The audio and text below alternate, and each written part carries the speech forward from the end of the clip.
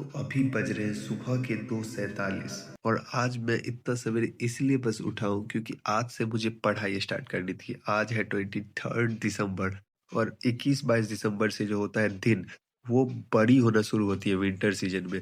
उससे पहले दिन बहुत छोटी-छोटी होती है। आज से दिन बड़ी होगी क्योंकि पढ़ाई कर लेते हैं। तो इसलिए मैं आज सुबह-सुबह उठा हूँ। रुको मैं अपनी शक्ल दिखाता हूँ। अभी सो के उठा हूँ मैं। और फिर अभी सोच रहा था कि पढ़ाई करते हैं अच्छे से, बट पढ़ाई हो नहीं पा रही थी।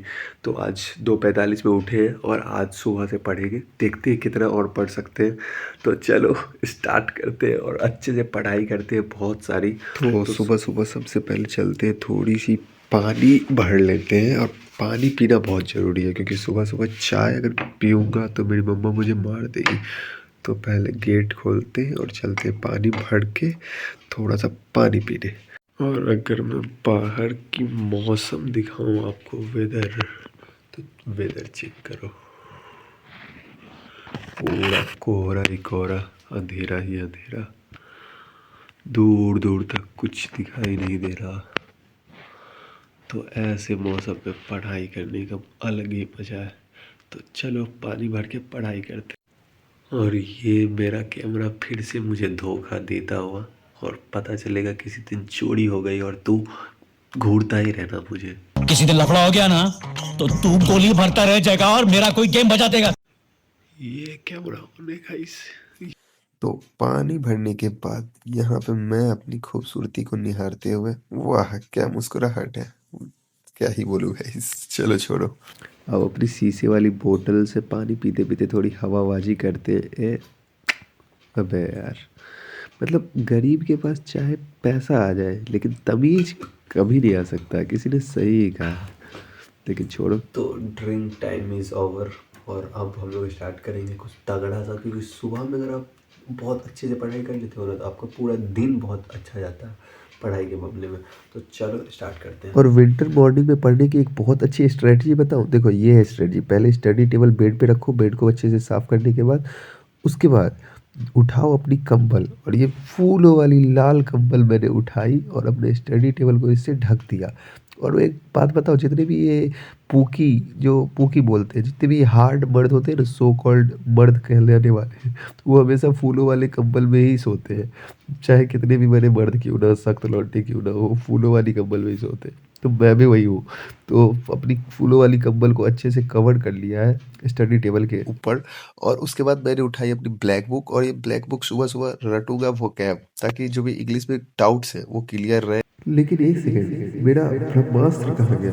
अरे ब्रह्मास्त्र कहाँ है? रुको रुको, ये लाया मैंने अपना ब्रह्मास्त्र। जी हाँ, हाइलाइटर। ये बहुत ही ज़्यादा ज़रूरी है क्योंकि जो वर्ड हाईलाइट करके आप अच्छे से लिखोगे वो हमेशा के लिए ही याद रहेगा। और ऐसे पढ़ते रहोगे तो कभी याद रहेगा और फिर कभी भूल जाओगे। तो हाईलाइट करना तो सबसे इम्पोर्टेंट है। तो मैंने निकाले 100 most important items and phrases और एंटोनिम साइनम, और उसको स्टार्ट कर दिया हाईलाइट करना और याद करना। तो जब तक मैं ये करता हूँ तब तक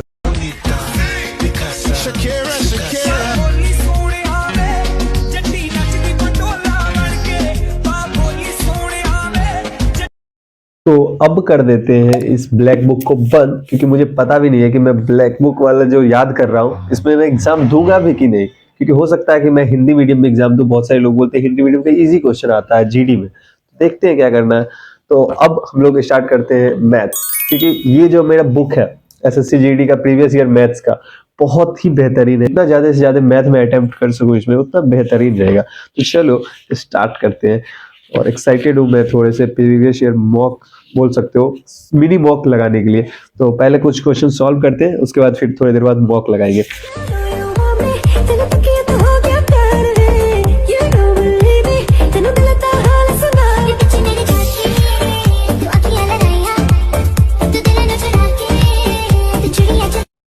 तो मैथ बनाते बनाते मुझे रियलाइज हुआ कि मैथ तो मैं बना रहा हूँ बट मुझे बहुत सारे ऐसे टॉपिक्स हैं जो कि मैंने पहले पढ़ रखा था और अभी भूल गया हूँ।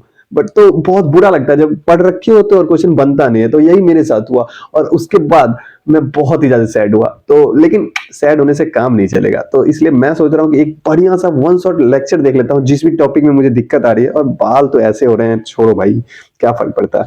तो पहले मैं बता दूं, अभी मैं एक वन शॉट लेक्चर देखने वाला हूँ। वन शॉट लेक्चर भी किसका? प्रॉफिट लॉस का, ताकि उसको अच्छे से कंप्लीट कर सकूं और उसके बाद मुझे दिक्कत ना आए। तो चलो स्टार्ट करते हैं।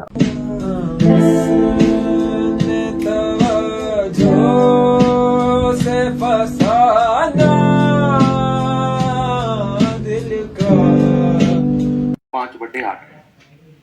सवाल करें जो क्रय मूल्य है वो विक्रय मूल्य का 5/8 है। जब भी ये लाइन लिखी होगी ना, गणना से यहाँ पर 47 क्वेश्चन आए। और मैं एक बात बोलना चाहूँगा अभी जितने भी जीडी वाले बच्चे हैं उन लोगों के लिए, कि अभी आपके पास टाइम बिल्कुल ही नहीं बचा है। आप या तो एक वन शॉट लेक्चर देखो और उसको कंप्लीट करो, उसके बाद ज़्यादा से ज़्यादा PYQs सॉल्व करो। जितने भी प्रीवियस ईयर क्वेश्चन है उसको आप बना लो, रट लो, घोट लो, पी लो, कुछ भी करो, लेकिन वो आपके कंप्लीट होने चाहिए। और उसके बाद आपके पास कुछ भी छूटा हुआ नहीं रहना चाहिए। ये नहीं कि थोड़ा सिलेबस बाकी है और वो एक को कंप्लीट करने में लगे, ऐसा नहीं, बिल्कुल भी नहीं करना। किसी महापुरुष ने एक बहुत अच्छी लाइन बोली है, the more you sweat in the training the less you bleed in the war. यानी कि अगर जितना ज़्यादा से ज़्यादा आप पसीना बहा लोगे अपने ट्रेनिंग में ही, तो आपको खून नहीं बहेगा बैटल में। तो इतनी ठंड में भी मैं फाइनली आज नहा लिया हूँ और नहा के मैं बैठ गया हूँ अच्छे से खाना खाने। मैं आपको दिखाता हूँ क्या है खाने में। तो ठंड में आ चुका है हमारा खाना। पहले ये है कुछ पालक पनीर की सब्जी, साग और आलू का भुजिया, रोटी। तो इसको फिनिश करते हैं सबसे पहले और उसके बाद स्टार्ट करते हैं फिर से सेकंड स्लॉट पढ़ाई का। तो खाना खाने के बाद हम अपनी धन्नो लेके निकल जाते हैं लाइब्रेरी की। और इतनी करकराती ठंड में जैसे ही पहुंचते हैं तो यहाँ चल रहा था कंस्ट्रक्शन का काम। तो जैसे तैसे करके एंट्री मारी लाइब्रेरी में और देखा पहले से इतने बच्चे हैं। फिर पता लगा भाई मित्र इतनी कंपटीशन क्यों है, आज पता चला। और आप लोगों ने नोटिस नहीं किया होगा लेकिन बदमाश आजकल टोपी लगा के आ रहा है लाइब्रेरी। तो बस सारा बस्ता उस्ता निकाला। और ये मैं आपको बताना चाहता हूँ, ये जर्नलिंग मैं स्टार्ट किया हूँ, बहुत टाइम से कर रहा हूँ, लगभग 6 महीना हो गया होगा। तो इसमें क्या होता है कि आप अपना डेली रूटीन जो है डेली पर डे बनाओ कि क्या आपका प्लान है और कितना आपका कंप्लीट हुआ। उसके लास्ट में थॉट्स लिखो कि क्या क्या प्रॉब्लम आ रही थी। तो जैसे मैंने ये अगस्त से स्टार्ट किया था और अगस्त से अभी तक दिसंबर तक मैं डेली अपना ये बनाया हूँ, चाहे मैं 1 घंटे पढूं या फिर 6 घंटे या फिर 8 घंटे। और जिस दिन नहीं हुई उस दिन नहीं हुई पढ़ाई, उस दिन उस पर लिखा जाएगा, ताकि इससे पता चलता है। ऐसे आप लोग पूरे दिन बैठे भी रहोगे लाइब्रेरी में, पता नहीं चलेगा कि कितना दिन पढ़ाए हुए। तो इसलिए मैंने वो सब बता दिया आपको, आप भी ट्राई कर सकते हो। ताकि मैं आते ही सबसे पहले भी लगाऊंगा एक मिनी मॉक रीजनिंग का, ताकि मुझे रियलाइज हो जाए कि रीजनिंग मेरा कितना बेहतरीन है। अगर अच्छा हुआ, फुल में फुल आया, तो मैं रीजनिंग नहीं पढ़ूंगा आगे और मैथ्स को कंटिन्यू करूंगा, बाकी जीके जीएस भी करूंगा। अभी रीजनिंग में देख लेता हूँ कि क्या स्कोर आ रहा था। सबसे पहले मैं मार्किंग कर लिया 20 क्वेश्चंस का, मिनी मॉक 20 का होता है, जीके जीएस का भी 20 होता है, मैथ्स का भी 20 होता है, आप लोगों को पता ही होगा जीडी में। तो पहले 20 नंबर का ये अटेम्प्ट करता हूँ, देखता हूँ कितने आते हैं। तो 18 मिनट में लगभग 20 क्वेश्चन हो चुके हैं। अब चलते हैं आंसर की तरफ और मिलाते हैं कितने सही हुए कितने गलत हुए। मैं तो बहुत डरा हुआ क्योंकि थोड़ा हार्ड था। तो स्टार्ट करते हैं पहले से। पहला तो सही है, दूसरा अरे ये भी सही, तीसरा ये भी सही, चौथा सही सही, भाई साहब सही सही सही। अब तो मैं पागल ही हो जाऊंगा अगर 20 में 20 सही हो गए, क्योंकि मैं हर बार टेस्ट देता हूँ और रीजनिंग में 1-2 गलती हो ही जाती है, कोई ना कोई मेरी एक गलती तो छूट ही जाती है। लेकिन इसमें मुझे लग रहा है कि सारे के सारे मेरे सही हो चुके हैं और गजब 20 आउट ऑफ 20 सही हो गए, यानी कि 40 नंबर आ चुके हैं मेरे। और ये मैं एक बताऊं, प्रीवियस ईयर है, मतलब 2025 में पूछा हुआ सेट है, उसको मैंने अटेम्प्ट किया। बट एक रियलिटी बताओ, आपको खुशी दिख रही होगी मेरे चेहरे पर, लेकिन ये सिर्फ रीजनिंग का खेल है। बाकी आपको लग रहा होगा कि अरे ये तो कोई टॉपर है, ऐसा नहीं है। ये सिर्फ रीजनिंग में आए हैं, मैथ्स में मेरे भी 5-10 नंबर ही आते हैं, जीके जीएस में 10-15 नंबर ही आते हैं, ठीक है। तो रीजनिंग में कोई भी फुल में फुल ला सकता है, वो ईजी है। तो ये देख के ये मत जज करना कि मैं कोई टॉपर वॉपर हूँ, आप भी ला सकते हो।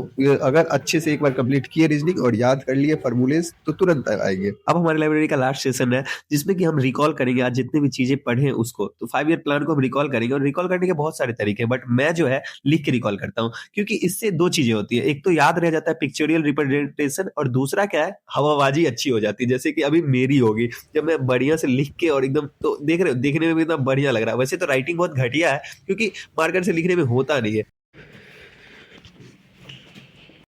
तो फाइनली अभी हो चुकी है रात और मैंने आने के बाद, लाइब्रेरी से आने के बाद थोड़ी देर पढ़ाई की थी, लगभग 1-2 घंटे। तो कंप्लीट हो गया मेरा लगभग 16 साढ़े 16 घंटे आज का। तो पहले तो 2-3 चीज मैं क्लियर करना चाहता हूँ। कोई भी लगातार डेली 16-17 घंटे नहीं पढ़ता या फिर 10-15 घंटे भी नहीं पढ़ता है डेली। कोई भी कितना से भी बड़ा-बड़ा टॉपर क्यों ना हो, चाहे वो मैं हूँ या कोई टॉपर हो, बस बोलने की बात है।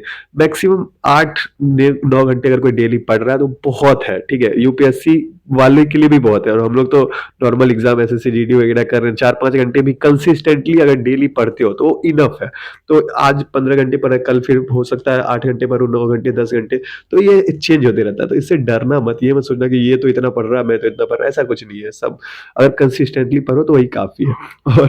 और मैं 1-2 बात क्लियर करना चाहता हूँ। बहुत सारे लोग कमेंट में बोलते हैं कि भैया आपको क्या कभी किसी से प्यार नहीं हुआ क्या, या फिर आपकी कोई गर्लफ्रेंड नहीं है? तो मैं एक बात बोलना चाहता हूँ कि भाई बदमाश के पास टाइम तो पढ़ाई का ही नहीं है।